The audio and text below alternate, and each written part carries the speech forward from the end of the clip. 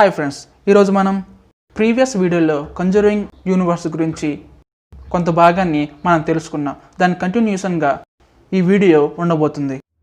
ఇంతవరకు మా ఛానల్ని సబ్స్క్రైబ్ చేసుకోకపోతే వెంటనే సబ్స్క్రైబ్ చేసుకోండి. పక్కనున్న బెల్ ఐకాన్ ప్రెస్ చేయండి. మీకు ఈ వీడియో నచ్చితే లైక్ కొట్టండి, మీ ఫ్రెండ్స్కి షేర్ చేయండి.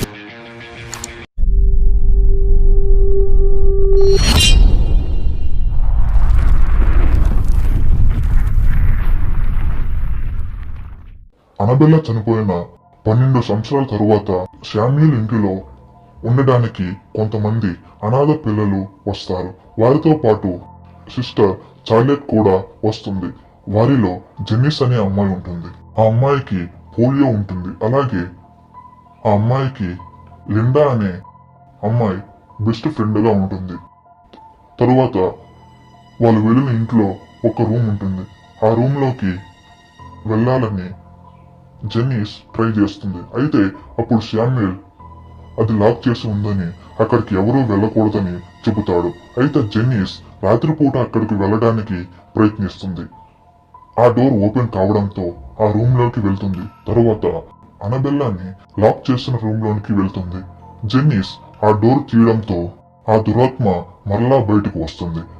బయటకు వచ్చిన డీమోన్ జెన్నిస్ ను ఆవహిస్తుంది. తరువాత జెన్నిస్ ప్రవర్తన మారుతుంది. ఇది గమనించిన తన ఫ్రెండ్ లిండా చాలా బాధపడుతుంది. ఈ విషయాన్ని తెలుసుకున్న శామ్యూల్ లిండాను ఏమి జరిగిందని అడుగగా, మీ కూతురు అనబెల్లాని జెన్నిస్ చూసిందని, మీరు లాక్ చేసిన రూమ్ లోకి వెళ్లి ఒక బొమ్మను తెచ్చుకుందని లిండా శామ్యూల్ తో చెబుతుంది. దాంతో జెన్నిస్ వద్దకు వెళ్లి ఆ బొమ్మను వదిలేయాలని చెబుతాడు. అప్పటికే ఆ డీమోన్ జెన్నిస్ ను ఆవహించింది అని శామ్యూల్ కు అర్థమవుతుంది. దాంతో ఆ డీమోన్ నాశనం చేయాలని ప్రయత్నిస్తాడు. కానీ అది చాలా శక్తివంతంగా ఉండడంతో శామ్యూల్ ఓడిపోతాడు. తరువాత ఆ డీమోన్ శామ్యూల్ ని చంపేస్తుంది. దాంతో లిండా శామ్యూల్ ని చంపింది ఆ బొమ్మేనని, అలాగే జెన్నిస్ ని బాధ పెట్టేది కూడా ఆ బొమ్మేనని తెలుసుకుని ఆ బొమ్మను ఒక బావిలో పడేస్తుంది. అయితే ఆ డీమోన్ లిండాను కూడా బావిలోనికి పడేయడానికి ప్రయత్నిస్తుంది. అయితే అక్కడ ఉన్న సిస్టర్ చార్లెట్ ఆమెను కాపాడుతుంది. తరువాత ఆ బొమ్మ గురించి, అక్కడ ఉన్న దురాత్మ గురించి చార్లెట్ అనబెల్లా మదర్ అయిన ఈస్టర్ ను అడుగుతుంది. ఈస్టర్ జరిగిన మొత్తం చెబుతుంది. తరువాత ఈస్టర్ ని కూడా ఆ డీమోన్ అతి భయంకరంగా చంపేస్తుంది. అక్కడ ఉన్న పిల్లలను కూడా చంపడానికి ప్రయత్నిస్తుంది. అలాగే లిండాను చంపేయాలని ప్రయత్నిస్తుంది. ఆ క్రమంలో సిస్టర్ చార్లెట్ లిండాను కాపాడి ఆ బొమ్మను జెన్నిస్ ను బైబిల్ పేజీలతో ఉన్న రూమ్ లోకి పడేసి డోర్ వేసేస్తుంది. తరువాత జెన్నిస్ అక్కడ నుండి తప్పించుకొని శాంటా మోనికాలోని ఒక అనాథ శరణాలయంలోకి వెళ్తుంది.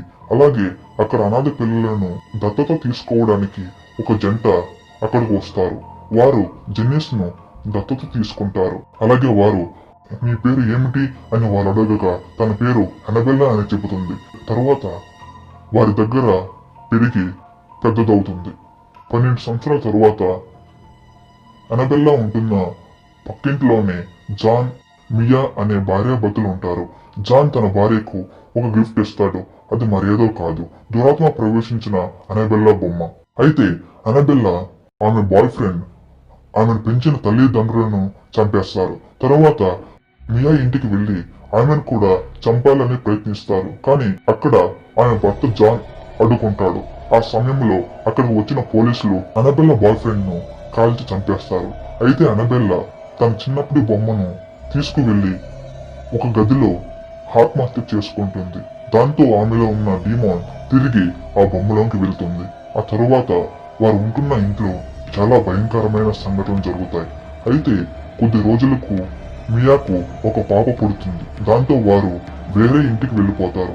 అయితే ఆ ఇంట్లో కూడా అటువంటి భయంకరమైన సంఘటనలు జరుగుతాయి. తరువాత మియా అనబెల్ స్టోరీని గురించి తెలుసుకుంటుంది. దాంతో ఒక రోజు ఎవలిన్ అనే ఆమెను కలుసుకుని ఆ డీమోన్ ఆమె ఆత్మ కోసం వచ్చిందని మియా తెలుసుకుంటుంది. ఆ తరువాత ఫాదర్ పెరీస్ వారి ఇంట్లో ఉన్న బొమ్మ పైన ఎక్సోసిజం చేయడానికి తీసుకువెళ్తాడు. అయితే ఆ డీమోన్ అతని మీద దాడి చేస్తుంది. తరువాత ఆ డీమోన్ మియా పాపను తీసుకొని నీ పాప కావాలంటే నీ ఆత్మను నాకు ఇవ్వాలని అనబెల్లా చెబుతుంది. దాంతో ఆమె చేసేది లేక ఆ దురాత్మకు తన ఆత్మను ఇవ్వడానికి ఆమె ఆత్మహత్య చేసుకోవడానికి ప్రయత్నిస్తుంది. ఆ సమయానికి వచ్చిన జాన్ మరియు ఎవెలిన్ ఆమెను ఆపుతారు. అలాగే మియాకు బదులుగా ఎవెలిన్ తన ఆత్మను ఇస్తుంది. దాంతో డీమాన్ అనబెల్లా ఇద్దరూ వెళ్ళిపోతారు. తరువాత ఆ బొమ్మ ఒక షాపులో ఉంటుంది. అయితే ఒక ఆమె ఆ బొమ్మను తన కూతురైన డబ్బీకి ఇవ్వాలని అనుకుంటుంది. అలాగే ఆ బొమ్మను డబ్బీకి గిఫ్ట్ గా ఇస్తుంది. అయితే కొన్ని రోజులకు ఆ బొమ్మ శపింపబడినదని డబ్బీ తెలుసుకుంటుంది. అయితే ఆ ఆత్మ వారి స్నేహాన్ని కోరుకుంటుందని చెబుతుంది. దాంతో ఆ బొమ్మను వారితో ఉంచుకుంటారు.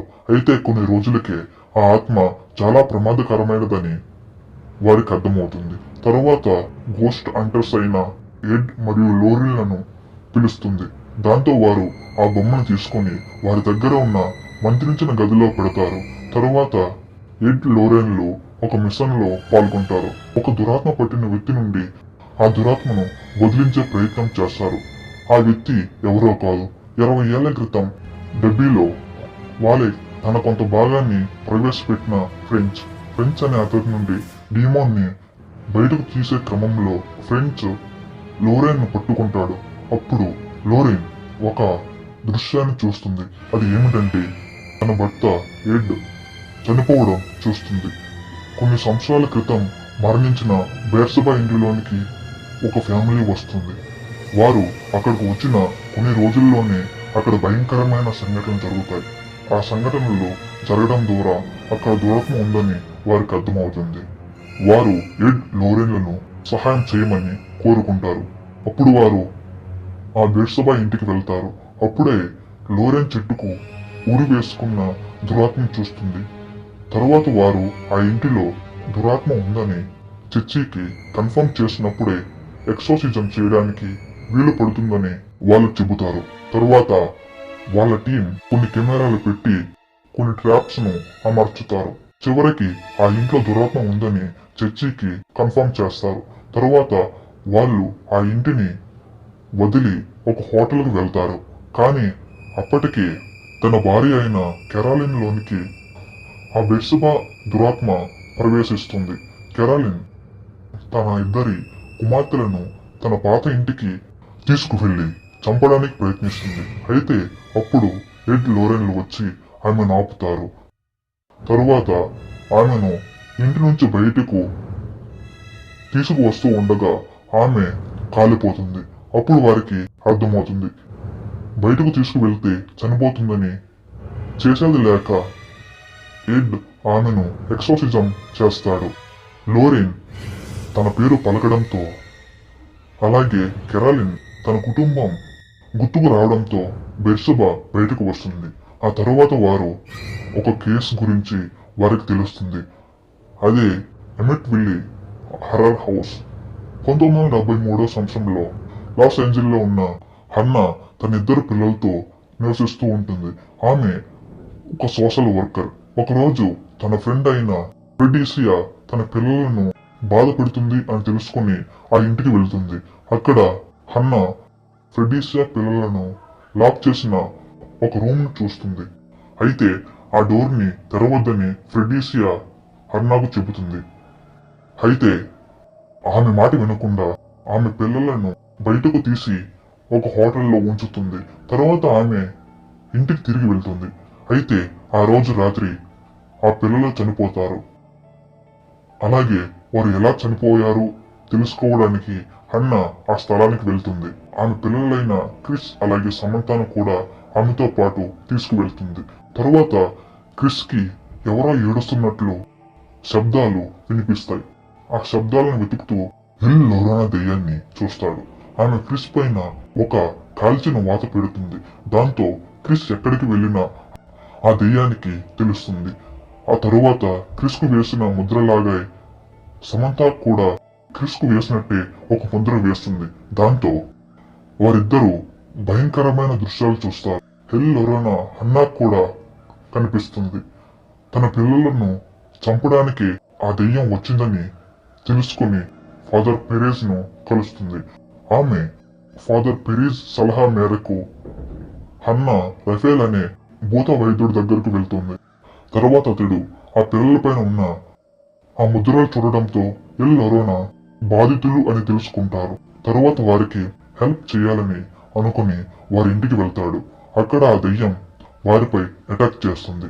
వారి పిల్లలను చంపేయడానికి ప్రయత్నిస్తుంది.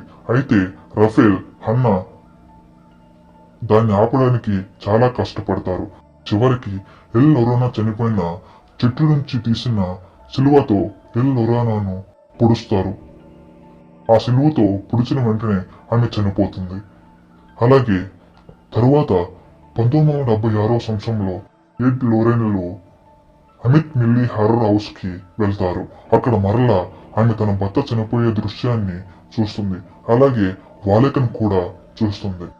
1977 సంవత్సరంలో ఇంగ్లాండ్ లో పెగ్గీ వాట్సన్ అనే ఆమె తన 4 పిల్లలతో ఒక ఇంట్లోకి వెళ్తారు.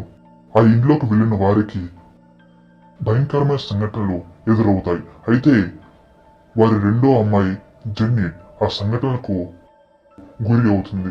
ఆ ఇంట్లో ముందు ఉన్న వ్యక్తి ఆత్మగా మారి ఆ ఇంట్లో ఉంటాడు. అయితే అతడు జెన్నెట్ ను ఆవహిస్తాడు. ఆ తరువాత వాళ్ళ గురించి చాలా మందికి తెలుస్తుంది. ఎడ్ లోరెన్లు ఆ కేసును తీసుకుంటారు. అలాగే ఎడ్ లోరెన్లు ఆ ఆత్మను కంట్రోల్ చేసేది నన్ను అని తెలుసుకుంటారు. అప్పటికి ఎడ్ లోరెన్లకు ఆ డిమాన్ పేరు తెలియదు. అయితే లోరెన్కు వచ్చిన దర్శనంలో ఆ నన్ పేరు తెలుసుకుంటుంది. నన్ జెన్నెట్ ని కంట్రోల్ చేసి ఆమె ఆత్మహత్య చేసుకునేలా ప్రేరేపిస్తుంది. అయితే ఆ టైంలో ఎడ్ వచ్చి జెన్నెట్ ను కాపాడుతాడు. అప్పటికే ఆ దురాత్మ అక్కడే ఉందని తెలిసి లోరెన్ వస్తుంది. కానీ లోరెన్ తరువాత ఎడ్ జెన్నెట్ ని చంపడానికి ఆ డిమాన్ ప్రయత్నిస్తుంది. అయితే లోరెన్ ఆ డిమాన్ పేరు పలకడంతో ఆమె నాశనం అవుతుంది.